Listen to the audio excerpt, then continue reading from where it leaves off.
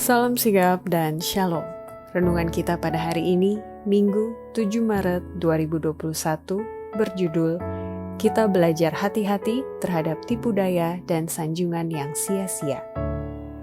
Ayat intinya terdapat di dalam Kolose 2 ayat 8. Hati-hatilah supaya jangan ada yang menawan kamu dengan filsafatnya yang kosong dan palsu, menurut ajaran turun-temurun dan roh-roh dunia, tetapi tidak menurut Kristus.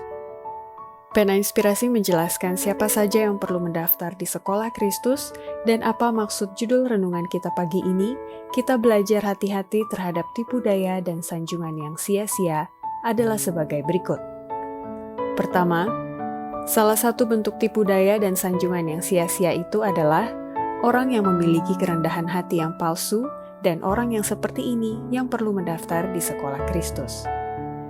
Banyak kerendahan hati yang palsu dan tidak tenang terlihat di antara orang-orang yang mengaku Kristen. Sebagian yang bertekad mengalahkan diri sendiri, menempatkan diri mereka serendah mungkin, tetapi mereka mencoba hanya dengan kekuatan sendiri, dan gelombang sanjungan dan pujian yang datang berikutnya membawa mereka ke atas sampai hilang dari pandangan.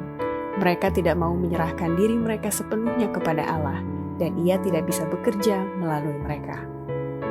Kedua, salah satu bentuk tipu daya dan sanjungan yang sia-sia adalah orang yang suka memuji diri, punya kemampuan berbicara, tetapi tidak memiliki kasih yang murni dan disucikan. Dan orang seperti inilah yang perlu mendaftar di Sekolah Kristus. Pembicaraan, fariseisme, dan memuji diri sendiri sangat melimpah. Tetapi semua ini tidak akan pernah memenangkan jiwa-jiwa bagi Kristus. Kasih yang murni dan disucikan, seperti kasih yang telah dinyatakan dalam pekerjaan hidup Kristus, adalah bagaikan minyak wangi yang disucikan. Seperti minyak wangi Maria yang dipecahkan, harumnya memenuhi seluruh rumah. Kefasihan berbicara, pengetahuan akan kebenaran, talenta yang jarang, yang bercampur dengan kasih adalah anugerah yang berharga. Tetapi kemampuan saja, talenta pilihan saja, tidak bisa menggantikan tempat kasih.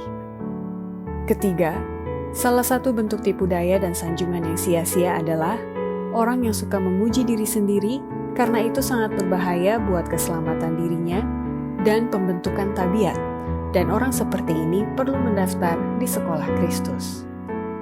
Sangat sulit bagi kita untuk mengerti diri kita sendiri, mempunyai pengetahuan yang benar mengenai tabiat kita sendiri.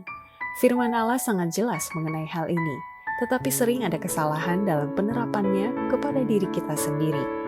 Memuji diri sendiri bisa menguraikan emosi dan semangat orang Kristen. Mengasihi diri sendiri dan keyakinan boleh memberikan kepada kita kepastian bahwa kita benar, bila mana kita jauh dari memenuhi tuntutan firman Allah. Keempat, salah satu bentuk tipu daya dan sanjungan yang sia-sia adalah memuji kedermawanan orang-orang yang memberi secara tak teratur. Karena prinsip kedermawanan seperti itu masuk siasat jerat setan yang menipu, dan orang yang berderma seperti ini yang perlu mendaftar di Sekolah Kristus. Hal yang semacam itu akhirnya akan timbul dari suatu penipuan diri yang sangat hebat.